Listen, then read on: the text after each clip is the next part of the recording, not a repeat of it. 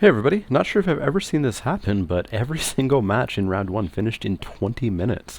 As anybody who plays Magic Online knows, you're typically waiting the full 50-60 minutes for a round. So here we are in round 2. Yet again, we have a terrible starting hand with that hot soup that I don't want to be playing, a Crowd's Favor, and a Wall of Fire, and no mountains. So we're mulliganing that. There's not even a question with that.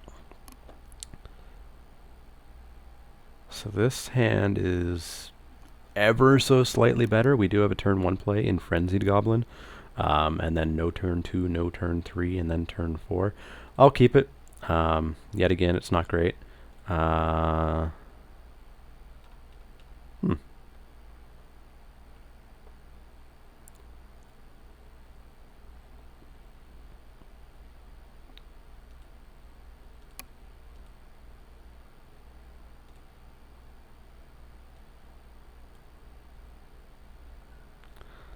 Crippling Blights the Frenzied Goblin. That's a pain. There goes my hope of being aggressive.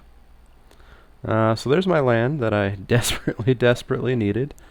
We're just going to pass the turn because we do not have a play at the moment until that Kurd Chieftain.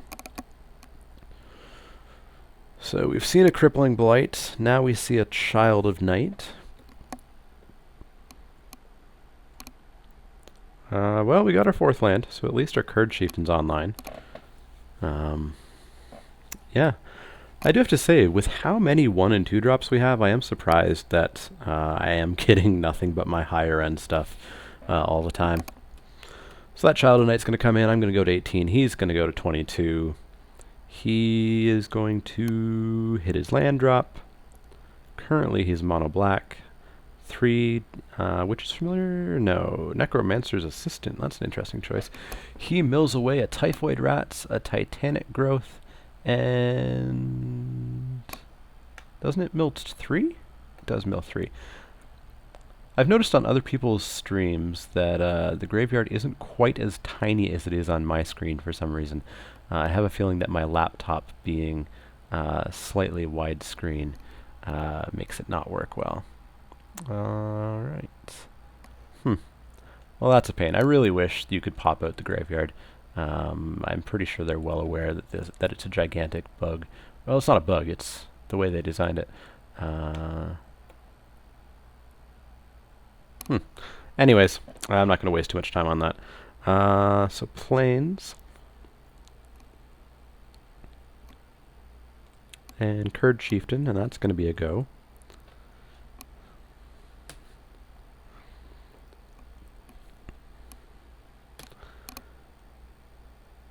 As for the graveyard, I can pull this down and it changes my graveyard, but it doesn't change his.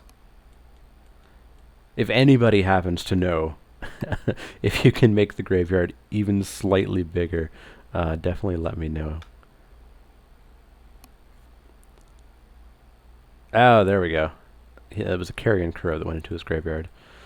So he blighted my Kurd Chieftain. It's a 2-2. He gets in for 5, goes up to 24. I can make my Kurd Chieftain back to being a 3-3 with this forest. So we'll swing in for 3. And then I can Cone of Flame. Do I want to do that this turn? He swings in for 5. I go to 8. He is on 3 lands. Yeah, I guess I just Cone of Flame here.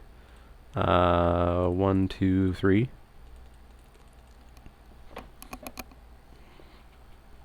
Maybe I can keep him stumbling. I'm out of gas, unfortunately. I've got a Sanctified Charge. That's about it. Sanctified Charge you generally want to use when there's more than one single creature out. Venom Sliver, that's going to block my Kurd Chieftain for days. My Kurd Chieftain's not white, unfortunately, so he doesn't get first strike. Interestingly, I can hot soup my Kurd Chieftain, and the Venom Sliver is going to not be able to block him. So as I said, black has Covenant of Blood, which would straight out kill the Kurd Chieftain anyways, let alone killing him because he's carrying some hot soup. Green also has Hunt the Weak. Hunt the Weak with Venom Sliver would straight out kill my Kurd Chieftain. So I think I basically need to give the Curd Chieftain hot soup, because regardless of if he has the hot soup or not, if he has those cards I just mentioned, he's going to use them next turn. So let's get in for 3. And then see if my Curd Chieftain lives another day. So he is black-green. Since he's playing Necromancer's Assistant, he may very well be that graveyard deck that I was mentioning. Is this going to be a Siege Worm, or is this going to be the Covenant of Blood? Wolfforged Golem, okay. So 4/4. This is just completely unblockable, right? Yeah, it's not Intimidate or anything like that. So if he starts swinging in for 5, I'm swinging in for 3, he definitely wins that race. But I think race we shall. So I'll swing in for 3, and then I'll pull down this Warden of the Beyond. He's just going to be a 2/2 for the moment.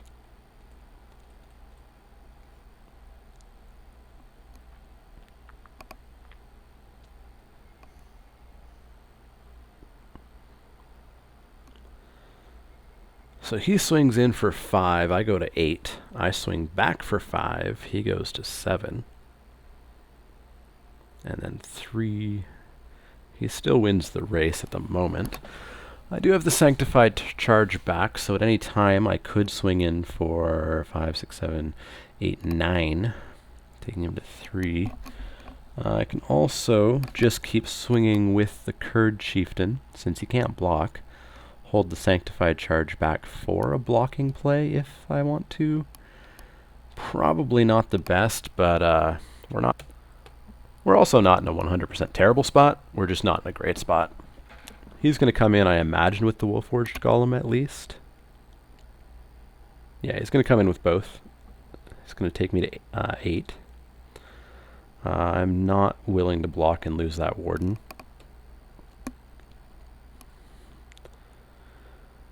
I would be if I had the Sanctified charge online. So, well, I'm going to attack with the Warden. He has Vigilance, so it doesn't terribly matter if I attack or not with him. Unless he has a good play here. 5 mana. He's going to flesh it to dust the Curd Chieftain. Nothing I can do about that, unfortunately.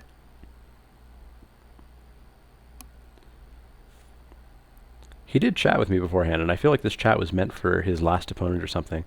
But it does let me know that he has a couple of Flesh of Dusts in there.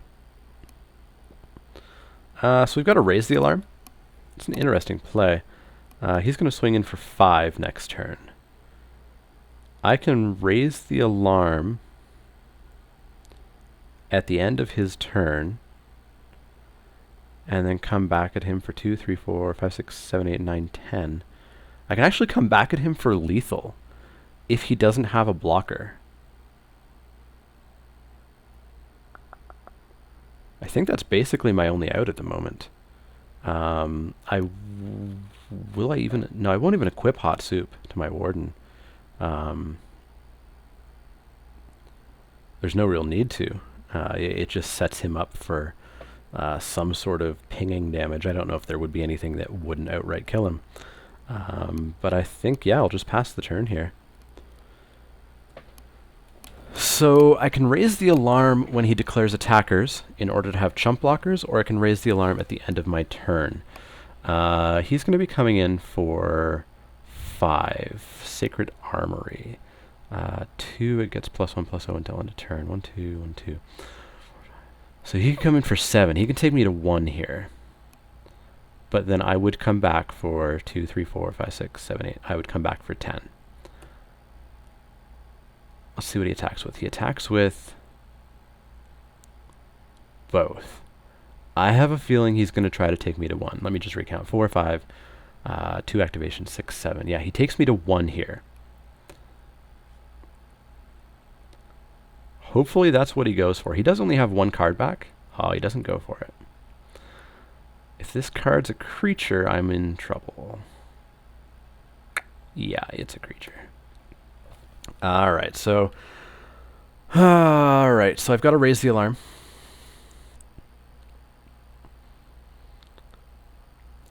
So my other option is try to live. He attacks, I Sanctified Charge, Warden kills Golem, Soldier kills Sliver, Soldier kills Paragon, and then he's in top deck mode, and he's on a 3-turn clock. If I attack and he doesn't block, I win. If I attack and he blocks, then I lose. So yeah, that's going to have to be the play. I'm going to have to just pass the turn. Ooh, Devouring Light. That changes things. That changes things a little bit. Because I can Devouring Light even after Sanctified charging. Because I do have 3 white creatures here. Or 2 white is all that matters, and 3 creatures total. So even if he happens to get a surprise Titanic growth or something like that, I do have yet another out. He has no cards in hand, so it's all up to what he top decks. So yeah, I will just pass the turn here. I won't offer the Warden Paragon trade. I don't know if he'd take it, but I need that Warden for the Sanctified Charge to kill the Willforged Golem. So I know he has another Flesh to Dust based on what he said in the chat there. If he top decks that, it's a fair bit of trouble. If he top decks a land, I'm made. But I do really need him to attack with everything here. I need him to Alpha Strike. There we go. And because all of my creatures are white, they will get first strike. So this will actually be a bit of a blowout if he doesn't have anything that he can do. So the Warden becomes a 4/3 first strike, killing the Golem. The Soldier becomes a 3/2 first strike, killing the Sliver. That Soldier becomes a 3/2, killing the Paragon. So we'll assign those blockers. We will Sanctified Charge. And do we get the blowout? We get the blowout. Oh, and he passes the turn. Oh, and he just gives up. That's not a smart move, because I'm going to be doing 4 damage a turn here. So he would go to 6, then he would go to 2, then he would go to 0. So he actually has 3 turns to get back in the game. I would not have conceded there. That might have been a bit of a rage quit after getting blown out like that, especially when I was at 3. But that's not a place where I would have conceded at all. Our next 3 draws would have given us nothing. So kind of lucky he did that concede there. So as usual, we don't have any sideboard choices, unfortunately. So he has 2 Flesh to Dust and he has a Crippling Blight. That's unfortunate. Our creatures are going to be dying left and right. Yeah, Tyrant's Machine still is not going in. Clear Path is still not going in. Tireless Missionaries are still not going in. So we're just going to submit this deck and see if we can cheat out another win. Alright, here we have another shaky hand. We've got a turn 1 Frenzied Golem, and then we have a turn 2 play Evolving Wilds and grab a Plains. If we hit lands, this is not that bad, but we need to hit those lands. Frankly, the way the deck's playing, I'm feeling kind of greedy, and I feel like we basically need to get lucky, so I'm going to keep this. It looks like he is choosing yet again to let me play first, which I am perfectly happy with. That must mean that he does think that his deck is pretty control-y. So I'm going to go Mountain, Frenzied Goblin, see if he Crippling Blights this. And he actually had 2 Crippling Blights, because he did Crippling Blight my Frenzied Golem, and then he turned around and Crippling Blighted my Kerchieftain. So he has 2 Crippling Blights, 2 Flesh to Dusts. It's a pretty decent draft that he had going on there. So I'm going to swing in for 1.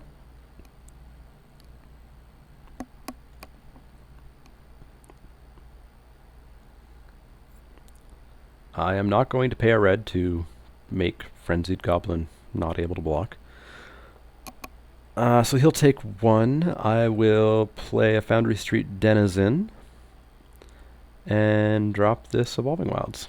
I will Evolving Wilds for Plains. Next turn, if I draw a land, we're going to see Warden come out. If I don't draw a land, we're going to see... what are we going to see? We're going to see, I think, Generator Servant come out.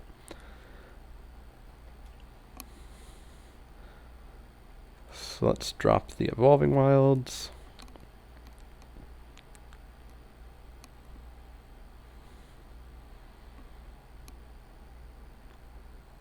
Let's wait for him to accept the Evolving Wilds trigger.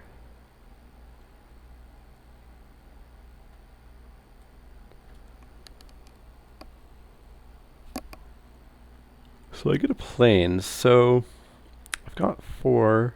Well, let's see what we draw. There's my forest. So I can actually play both Selfless Cathar and Generator Servant, or I can play Warden of the Beyond. So if I play Selfless Cathar and Generator Servant, I have 1, 2, 3, 4, 5, 6, 7. I can actually cast Seraph next turn, and it will be a 1, 2, 3, 4. It'll be a 5/5 flyer. It'll be a prime Flesh Dust target, but he is on 2 lands. He'll be on 3. He'll be on 4. He'll be a land away. I will get 1 hit in with the Seraph of the Masses, depending on what he does play.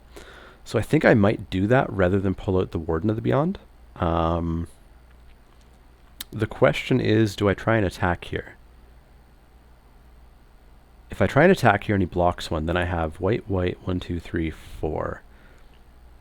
So I don't think I'll actually do an attack here. I will just play these cards out.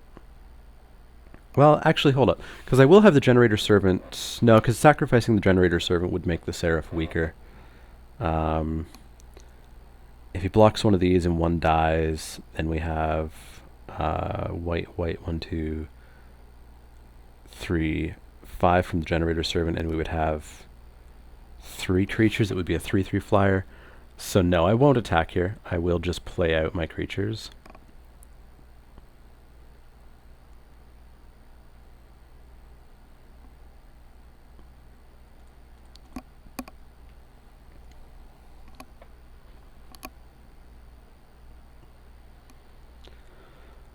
So we pass the turn, we see what he has. He hits his 3rd land. Festergloom would be my absolute worst nightmare. Hopefully we don't see that.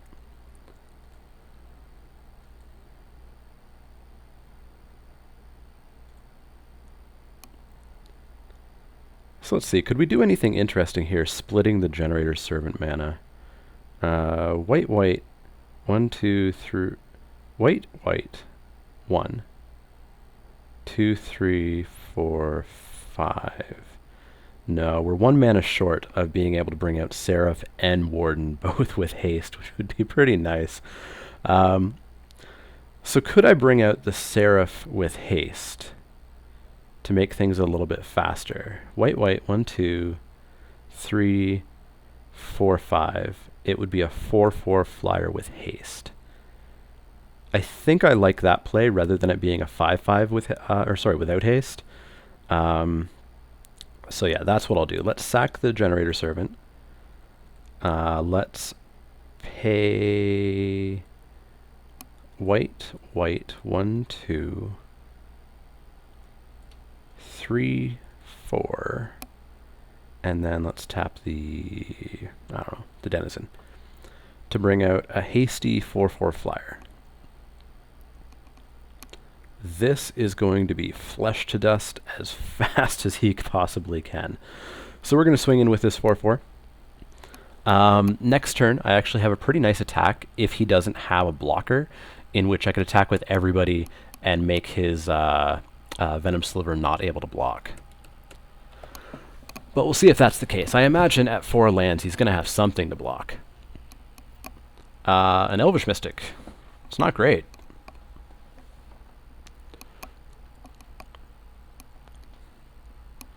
So I can bring out Warden of the Beyond, make the Seraph a 5/5. I can pay a red to make the Venom Sliver unable to block. And get in for 5, 6, 7, 8. 7 if he trades the Mystic for probably my Goblin, but he might do it for the Cathar, actually. Or I could attack in for 4, 5, 6, 7, probably 6, and keep the Cathar up.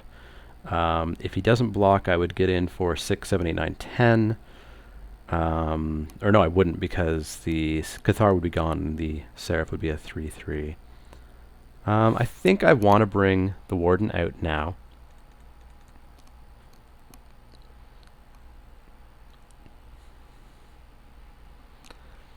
And I will attack with everybody. And I will pay a red to make the Venom Sliver unable to block.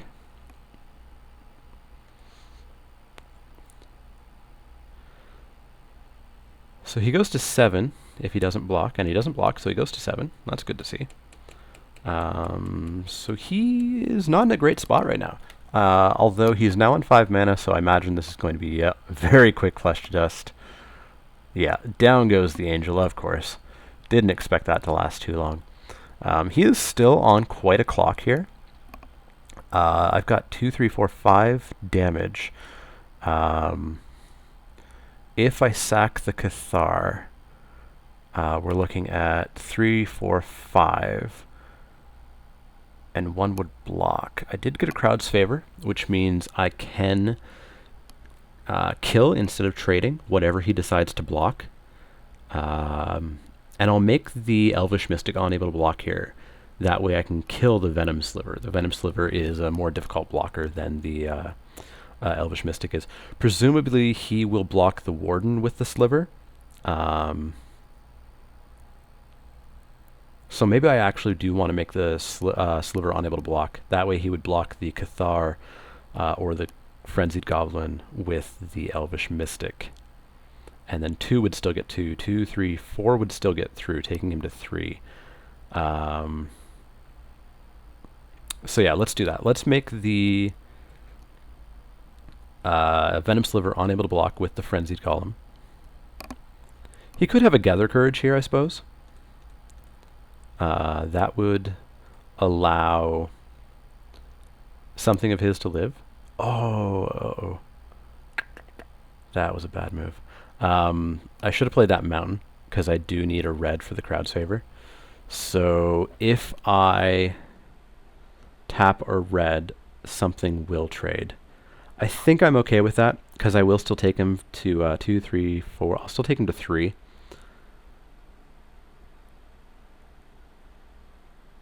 So yeah, I am okay with something trading here. So let's tap a red mana.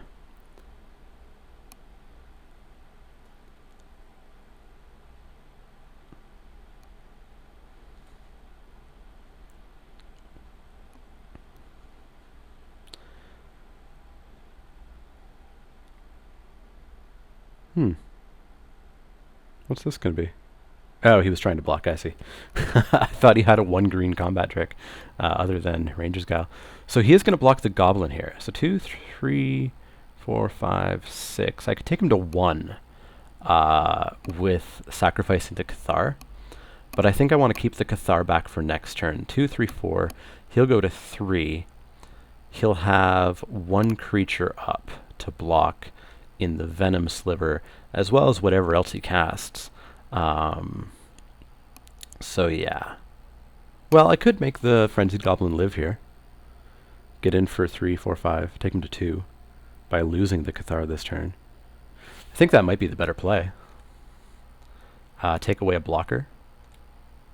Next turn with the Frenzied Goblin living. So we take him to 2 here. Crowd's Favor is going to hopefully help us put this game away. He does have 5 cards. Presumably he's going to play some blocker. 1 mana. Is this going to be a Crippling Blight?